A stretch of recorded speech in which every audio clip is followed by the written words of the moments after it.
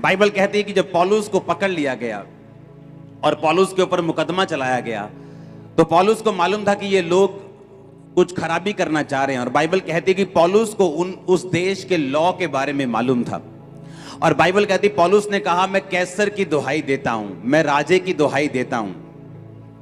और उस देश में एक कानून था कि अगर कोई कैदी राजा की दुहाई दे तो उस पर नेक्स्ट मुकदमा राजा के सामने ही चलाया जा सकता है, दूसरे लोग उस पर मुकदमा नहीं चला सकते। और बाइबल कहती पौलुस को ये लॉ, ये कानून मालूम था। और जैसे ही उसे कैसर के सामने ले जाया गया, उसने अपनी गवाही कैसर को दी। और फिर वहां पर उसने जेल में रह के, बाइबल कहती कैसर की सारी राजभवन की जो पलटन थी, जो हजारों पुलिस वाले थे, सबको मसीह कर दिया, सबको परमेश्वर में लेके आया और हर एक जन यीशु मसीह के वचन को जान गया। एक संसारिक नॉलेज जो थी, पौलुस को मालूम था कि इस देश का कानून जो वो क्या कहता है। और उस तरफ से जब उसको इस संसारिक नॉलेज थी, उस तरह से उसने कितना बड़ा छुटकारा अपनी लाइफ में हासिल किया। मैं आपसे यह कह रहा हूं कि अगर संसारिक नॉलेज छुटकारा पैदा कर सकती है, तो इमेजिन करो जो परमेश्वर के संविधान की, वचन की, जो हमारा स्पिरिचुअल संविधान है, उसकी नॉलेज हमारी लाइफ में कितना बड़ा छुटकारा पैदा कर सकती है। आमीन। आज जब लोग, आपको मालूम, लोग आजकल जो माहौल पिछले दिनों में चल रहा था, लोग आपको बोलते थे, ये धर्म पर, इसने धर्म परिवर्तन किया, इस पे केस कर दो।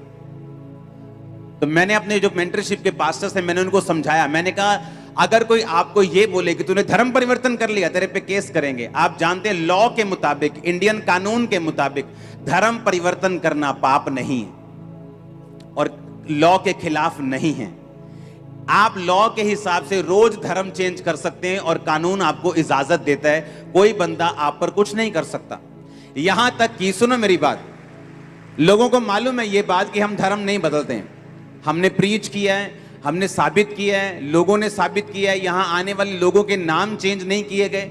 उन्हें मालूम है ये बात कि हम धर्म नहीं बदलते, लेकिन फिर भी उनको कीड़ा है तंग करने का। और वो कैसे तंग करते हैं? तूने धर्म बदल लिया।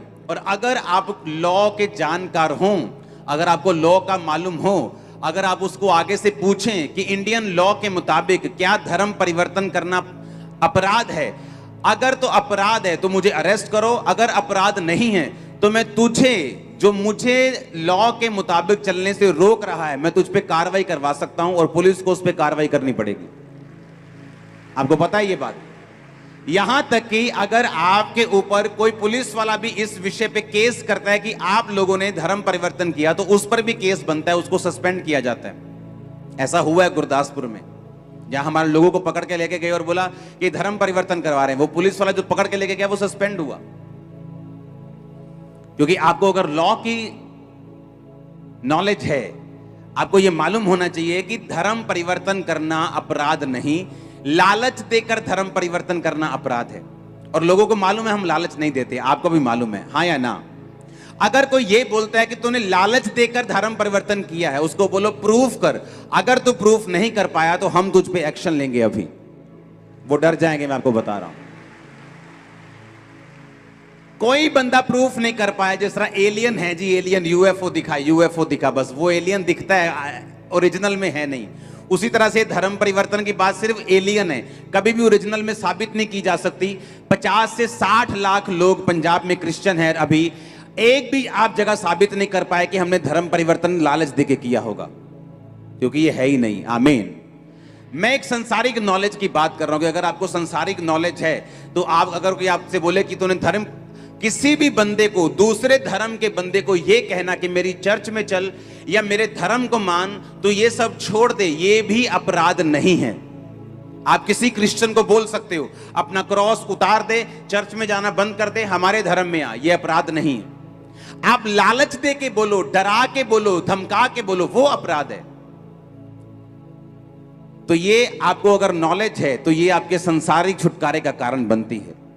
मैं आपको यह समझाने की कोशिश कर रहा हूं कि अगर एक संसारिक नॉलेज से आपको छुटकारा मिल सकता है, तो इमेजिन करो जो बाइबल की नॉलेज है, जो वचन की नॉलेज है, अगर आपको हो तो कितना बड़ा छुटकारा आप और आपका परिवार हासिल कर सकते हैं। इमेजिन करो।